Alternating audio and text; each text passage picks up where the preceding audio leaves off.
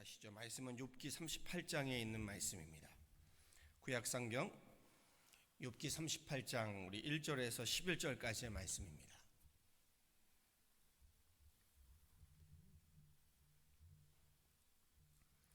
구약성경 799페이지에 있습니다. 욥기 38장 1절에서 11절까지의 말씀입니다. 저와 함께 한 목소리로 합독하도록 하겠습니다. 함께 합독하시지요. 그때에 여호와께서 폭풍우 가운데에서 욥에게 말씀하여 이르시되 무지한 말로 생각을 어둡게 하는 자가 누구냐? 너는 대장부처럼 허리를 묶고 내가 네게 묻는 것을 대답할지니라.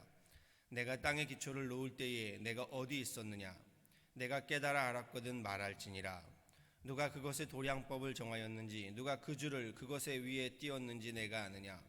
그것의 주추는 무엇 위에 세웠으며 그 모퉁이 돌을 누가 놓았느냐? 그때의 새벽별들이 기뻐 노래하며 하나님의 아들들이 다 기뻐 소리를 질렀느니라. 바다가 그 모태에서 터져 나올 때에 문으로 그것을 가둔 자가 누구냐? 그때에 내가 구름으로 그 옷을 만들고 흑암으로 그 강보를 만들고 한계를 정하여 문빗장을 지르고 이르기를 내가 여기까지 오고 더 넘어가지 못하리니 내 높은 파도가 여기서 그칠지니라 하였노라. 아멘.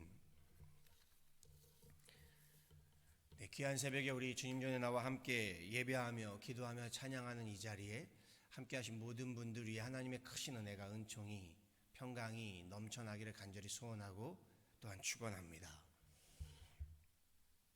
하나님을 경외하며 의인이라고 칭함받던 욥에게요, 느닷없이 찾아온 시련과 고난으로 시작한 욥기는 왜 선한 사람에게 이 나쁜 일이 악한 일들이 몰아치는가 하는 질문을 던지지요. 그리고 이 시련과 고난은 어느 누구에게도 느닷없이 찾아옵니다. 그렇지요. 욥의 세 친구들은 이를 이렇게 해석하죠. 인과 응보다 곧 고난과 시련은 죄에 대한 죄값이다 라고 말합니다. 고난과 고통은 죄에 대한 벌이다. 반면에 욥은 반대로 이야기합니다. 고난과 시련이 죄값이 아닌 자신의 의로 인하여 자신의 믿음으로 인하여 신앙으로 인하여 받게 되는 고난과 고통이다 라고 말합니다. 그런데 욥의 말을 믿어주는 사람은 욥기에 아무도 없습니다. 결국 이 신학적이자 신앙적인 질문은 욥이 선한 사람에게 닥치는 고난과 고통을 부당하다라고 몰아갑니다. 하나님께 의문을 제기하고 하나님께 불신을 제기합니다. 하나님의 공의와 정의가 인과응보고 권선징악인데 어떻게 의인에게, 어떻게 믿음이 좋은 이에게 이러한 시련과 고통이 있을 수 있느냐라는 것이요. 욥은 자신이 겪는 고통은 하나님의 정의와 공의의 법칙이 제대로 지켜지지 않는 것이다 라는 것을 제기합니다.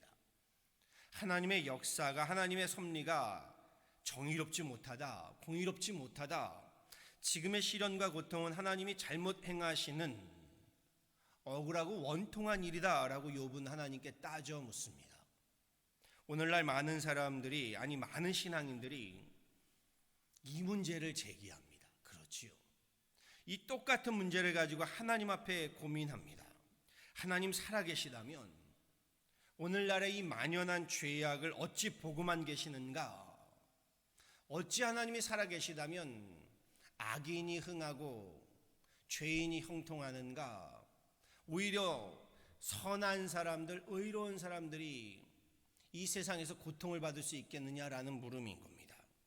그러니 하나님은 없습니다 라고 말하거나 하나님은 살아계신다 한들 이 악의 세력, 죄의 세력 앞에서는 무능하신 분, 아무것도 행할 수 없는 분이다, 이렇게 이야기들 합니다. 결국 우리 삶의 고난과 고통의 문제는요, 그냥 고난과 고통의 문제가 아닌 겁니다. 우리 신앙으로 직결되는 문제인 겁니다. 우리의 믿음으로 직결되는 문제가 이 고난과 고통의 문제, 또 반대로 말하면요, 그렇지요, 축복의 문제, 형통함의 문제도 신앙으로 연결되는 겁니다. 고난과 고통은 결국 우리로 하나님을 인정하게 하든가 아니면 하나님을 부인하게 합니다. 결국 시련의 문제, 역경의 문제는요, 불신이냐 믿음이냐를 우리로 선택하게 합니다. 오늘 본문에 결국 하나님이 침묵을 깨시고 말씀을 하십니다. 사실 저는요, 하나님께서 침묵을 깨시고 욥에게 말씀하셨다, 이 말씀이 그냥 은혜가 되었습니다. 너무나도 감동이 되었습니다.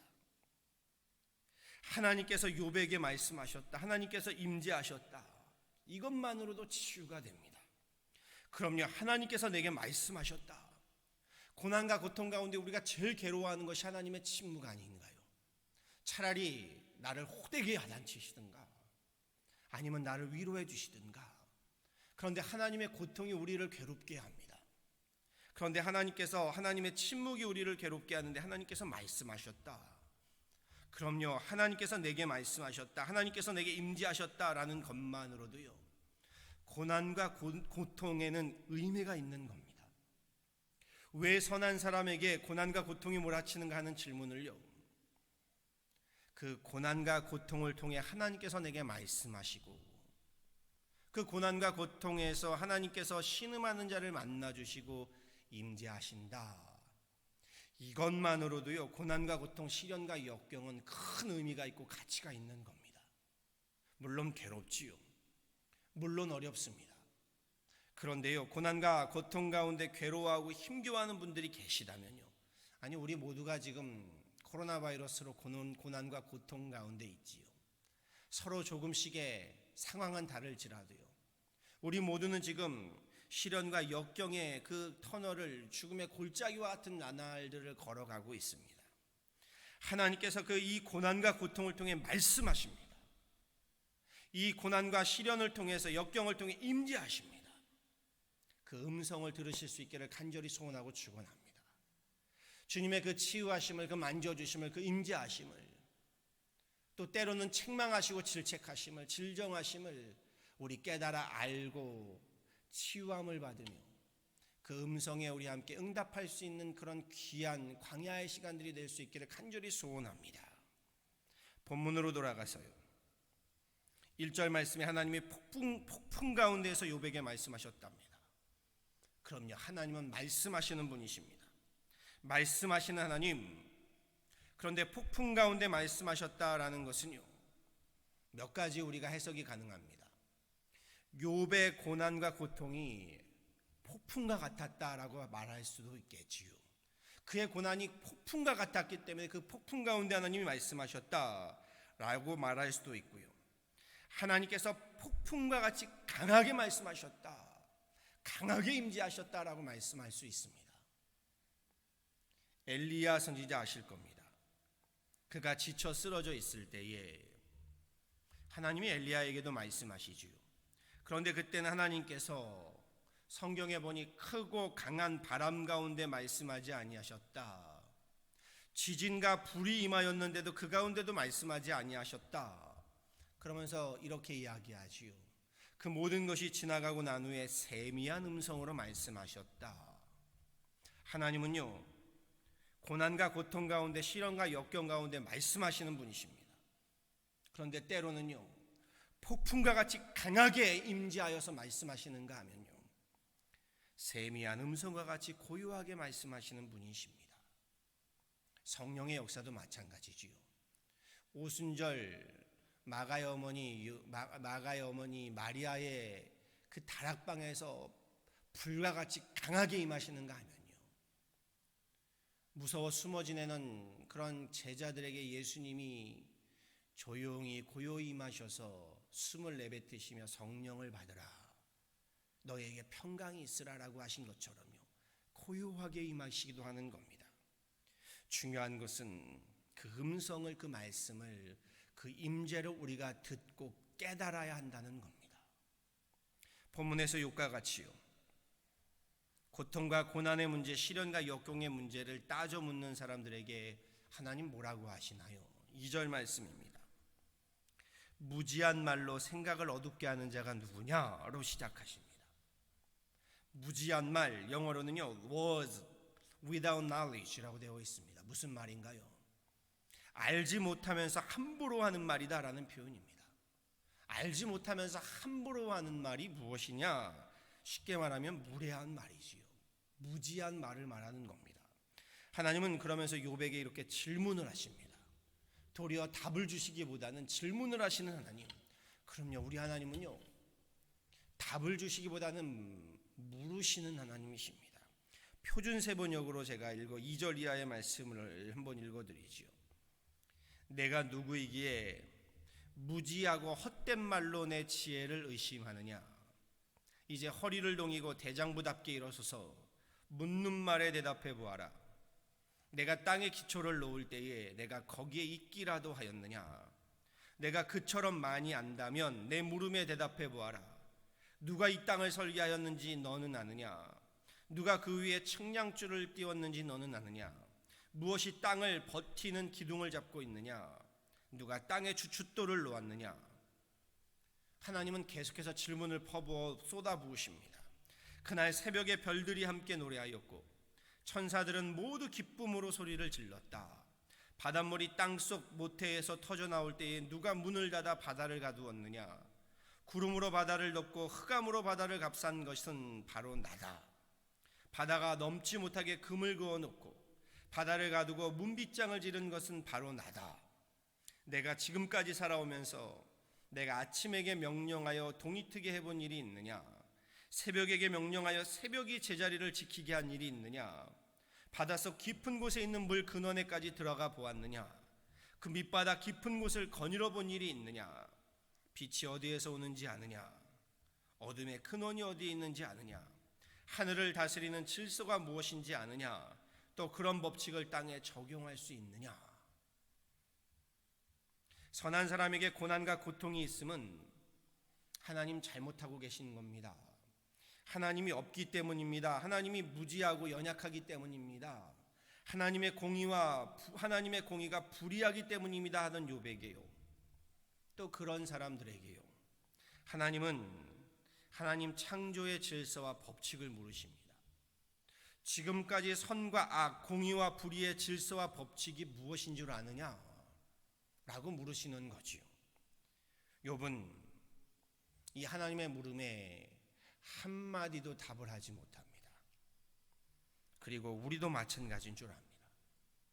우리 가운데도 하나님의 질문에 하나라도 답하실 수 있는 분 없는 줄 압니다. 앞서 오늘날에도요, 하나님의 정의와 공의의 문제를 제기하는 많은 분들이 있다고 했습니다. 대개는 그런 분들은 그래서 하나님을 거부합니다. 그렇지요. 하나님께서 살아계시다면 죄의 문제, 악의 문제를 설명해 보라며 문제를 제기하지요. 그런데 하나님이 이렇게 말씀하십니다. 무지한 말로 생각을 어둡게 하는 자가 누구냐. 내가 누구이기에 무지하고 헛된 말로 무례한 말로 내 지혜를 의심하느냐. 이제 허리를 동이고 대장부답게 일어서서 묻는 말에 대답해 보아라 라고 물음을 하십니다. 내가 그처럼 많이 한다면 내 물음에 대답해 보아라. 이 하나님의 말씀 앞에 잠잠할 수밖에 없는 겁니다. 무릎을 꿇을 수밖에 없는 겁니다. 하나님의 질문은 명쾌합니다. 내가 창조 질서와 법칙을 다 안다면, 내가 선과 악을 모두 안다면 고통과 고난의 문제에 대해서 나와 논의해보자 라는 것입니다. 그럼요, 예수님조차도 그 문제에 답을 우리에게 명확하게 말씀하지 않으시지요. 십자가에 달려 돌아가실 때 그분의 십자가는, 주님의 십자가는 죄와 악의 문제이지만 예수님이 죄와 악을 범하신 것은 아닙니다. 누구보다 의로운 분이 고난과 고통 가운데 돌아가시면서도 하나님께 울부짖지요. 나의 하나님 어찌하여 나를 버리셨나이까. 그런데 그 십자가가 결국 하나님의 방법이었던 겁니다. 그럼요, 40장에 가면요, 욥이 이렇게 하나님의 그 질문에 이렇게 이야기합니다. 40장 4절에요. 보소서 나는 비천하오니 무엇이라 주께 대답하리이까. 손으로 내 입을 가릴 뿐이로소이다 라고 말합니다. 욥기 하면 제일 먼저 떠오르는 구절이 이걸 겁니다. 이 구절이 욥기에 있는 지도 모르고 많은 분들이 아실 겁니다. 내 처음은 미약하였으나 내 나중은 창대하리라. 이 구절을 굉장히 많이들 아십니다. 이 말은 욥의 친구 빌닷이 한 말로요. 많은 분들이 이 말이 결국 욥기의 중심 신앙이다라고 생각합니다.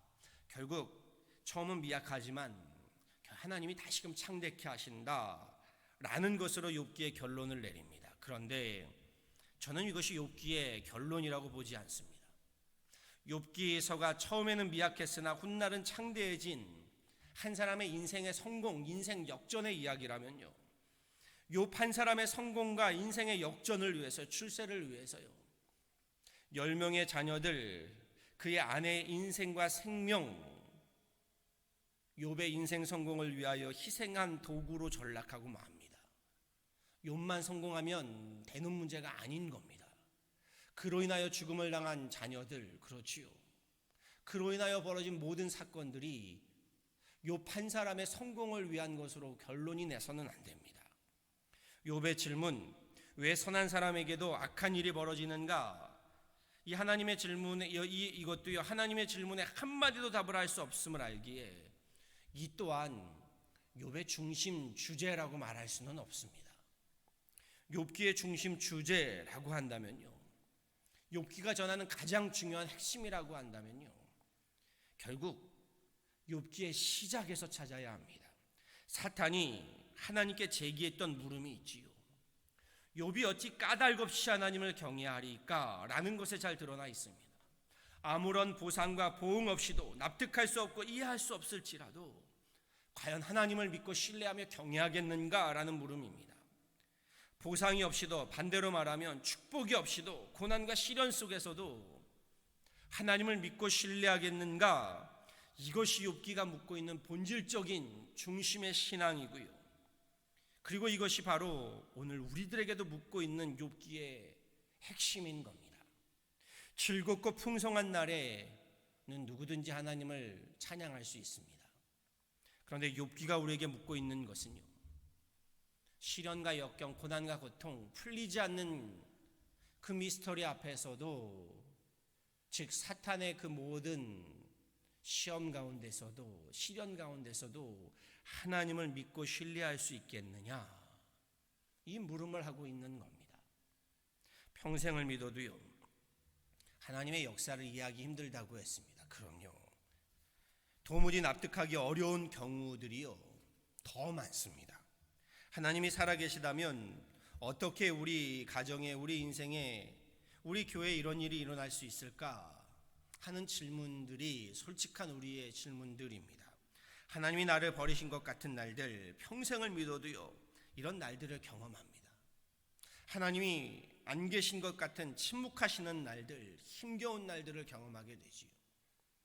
우리가 사력을 다해서요, 우리의 모든 지성과 감성과 영성을 총동원해서요 하나님을 논하고 정의와 공의를 논한다 할지라도요, 선과 악을 우리가 구분한다 할지라도요, 도무지 하나님의 계획을, 하나님의 섭리를 알 수 없는 날들을 우리는 경험하게 됩니다. 하지만 한 가지 분명한 사실, 욥기를 통해 우리에게 말씀하시는 바는요, 하나님은 하나님의 계획과 뜻대로 저와 여러분의 인생을, 생명을, 우리 복과 화를 주관하시고 주장하신다라는 것입니다. 인생을 물음표로만 살지 말고 느낌표로 사십시다, 이런 말씀을 드린 적이 있습니다. 인생의 여러 고난과 고통의 문제들, 이게 현실이지요. 우리 시련과 역경들, 이 앞에 하나님께 따지고 원망하기 바쁜 의문사로 살지 말고 감사의 감탄사로 살자라고 말씀드렸습니다. 이 문제를 가지고 서로 다투고 정죄하며 비난하는 인생 살지 말고 욥과 그의 친구들이 보여준 삶이지요. 하나님 은혜에 감사하며 예배의 삶을 살아가자라고 했습니다. 이스라엘 백성들이 가나안 땅에 이르는 그 광야의 과정을 보게 되면 아십니다. 그렇지요. 그 가운데 의문사로 살 것이 아니라 감탄사로 살아가는 우리의 삶이 결국 우리를 천국을 살게 합니다. 결국 가나안에 이르게 합니다. 욥기는요, 고난과 고통에서 욥과 그 세 친구들과 같은 논쟁과 언쟁이 아니라 하나님 앞에 불신과 불평이 아니라 감사와 은혜 넘치는 삶을 살아가야 함을 우리에게 보여줍니다. 하나님께 대적하는 인생이 아니라 하나님의 크고 비밀한 그 역사 앞에 순종하며 삶을 살아가게 합니다.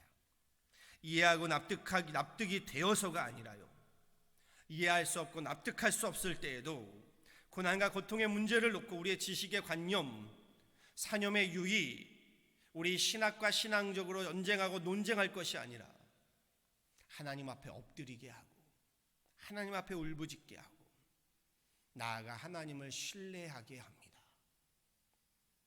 믿음은 알고 가는 길이 아니라고 했습니다. 믿음은 계산이 있어서 가는 길이 아니라고 했습니다. 믿음은 믿고 가는 길입니다. 신뢰하며 가는 길입니다. 바라고 소망합니다. 어찌 까닭없이 하나님을 경외하리까? 사탄의 이 고발에요, 사람들의 이 정죄와 비난에요, 우리 넘어지고 무너지지 마시고 믿음으로 이 고난과 고통의 문제들 도무지 이해가 안 되고 납득할 수 없을 때라도요, 우리 믿음으로 승부하고 믿음으로 승리하는 저와 여러분 다 되어지기를요, 우리 주 예수 그리스도 이름으로 간절히 축원합니다. 아멘. 함께 기도하시지요. 주님 감사합니다. 우리의 삶에 하나님의 은혜가, 하나님의 은총이 넘쳐납니다. 그럼에도 하나님, 죄와 악으로 부패하고 하나님 그로 인하여 하나님 넘어진 이 세상에는 고난과 고통이, 시련과 역경이 넘쳐납니다. 주님께서 아담과 하와에게 말씀하신 것처럼 이 땅도 저주를 받아서 우리가 살아가는 한에는 고난이 있고 시련이 있고 고통이 있는 줄 압니다. 하나님, 이해할 수 없고 계산이 되지 아니하고 납득할 수 없는 가운데도 결국 그 모든 섭리는, 그 모든 역사는 하나님의 손에 있음을 다시금 깨닫게 됩니다. 그러기에 즐겁고 평안할 때는 물론이거니와 하나님 괴롭고 아픈 날들에 우리로 하나님 그 신뢰를, 하나님에 대한 그 믿음을 하나님 저버리지 아니하도록 우리의 연약한 믿음을 붙들어 주옵소서. 하나님, 끊임없이 우리에게 들려오는 그 사탄의 하나님 시험과 시련과 정죄와 비난들이 우리로 하나님 흔들림 없게 하여 주셔서 사탄의 하나님, 까닭 없이 하나님을 우리가 하나님 믿고 경외하지 않는다라는 하나님, 그 하나님 시험에 넘어지지 않게 하여 주옵소서. 하나님, 우리는 죄인이 맞으나 그럼에도 하나님, 하나님의 자녀로 설 수 없게 만드는 그 사탄의 하나님, 그 모든 흔들림, 그 모든 하나님 비웃음 가운데 우리로 믿음의 하나님 용기로 존재하게 하여 주옵소서. 하나님, 형통한 날에는 우리 믿음으로 하나님께 엎드리는 겸손함을 더하여 주시고, 괴로운 날에는 믿음으로 하나님께 하나님 다시금 일어서는 용기를 더하여 주옵소서. 주님, 이제 다시금 현장 예배를 열어갑니다. 하나하나 작은 일로부터 하나님 열어가지만 그 가운데 하나님 함께하여 주셔서 우리로 먼저는 안전하도록 주님께서 이 자리를 붙들어 주시고 보호하여 주시며, 주님, 함께하는 이들이나 함께하지 못하고 영상으로 예배하는 이들 모두가 하나님 앞에 예배로, 찬양으로, 기도로 하나님 세움받는 그런 귀한 주일 예배 되게 하여 주옵소서. 예배를 준비하는 손길들, 예배를 세워가는 하나님 그 모든 하나님 헌신들, 또한 예배에 함께하는 그 모든 심령들 주님 기억하여 주셔서 우리 내일 주일 예배로부터 다시금 하나님 소송케 되어지고 부흥케 되어지는 귀한 주일 예배 되게 하여 주옵소서.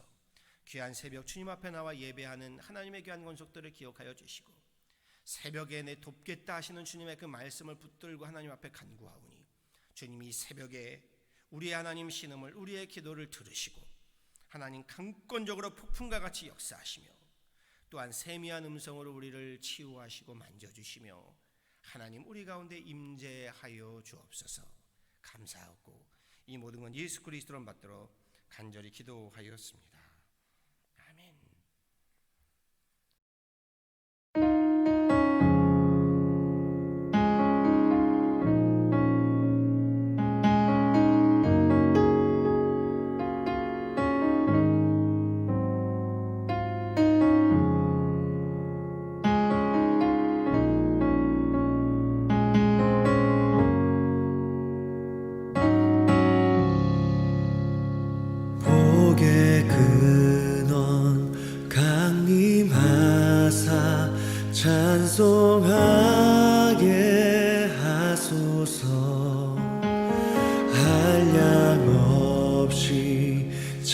자비하심 증량할 길 없도다.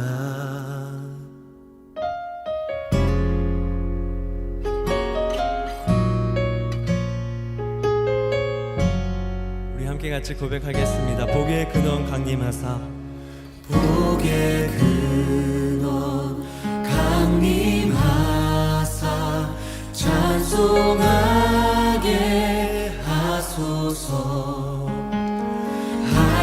한량없이 자비하심 증량할 길 없도다.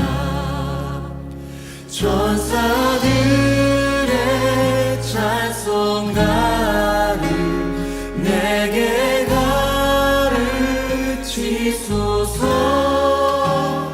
구속하신 그 사랑을 항상 찬송합니다. 주의 크신 도움받아 이때까지 왔으니 이와 같이 천국에도 이르기를 바라네. 하나님의 품을 떠나 죄에 빠진 우리를 예수 구원하시려고 보혈 흘려 주셨네.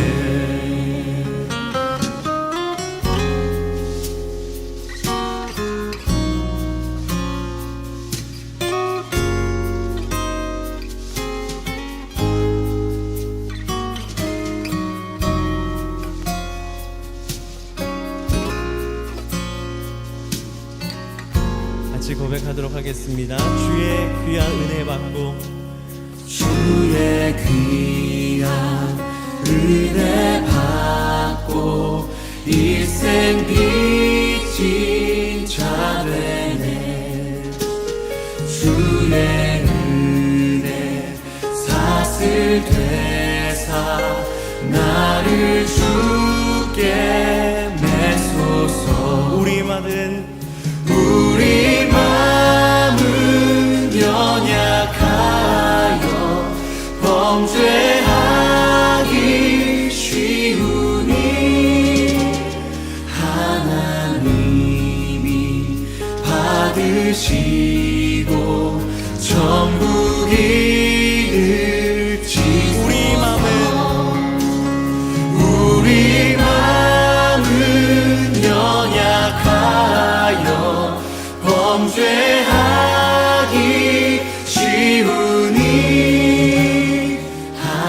하나님이 받으시고 천국 이을지소서. 내 영혼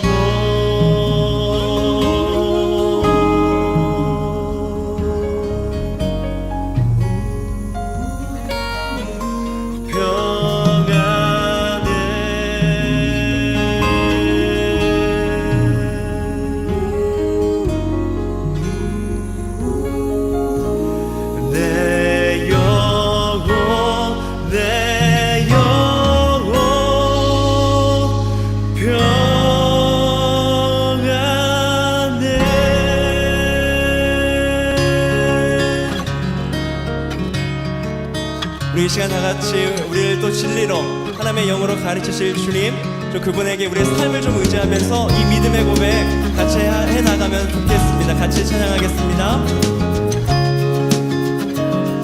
우리 같이 내 평생에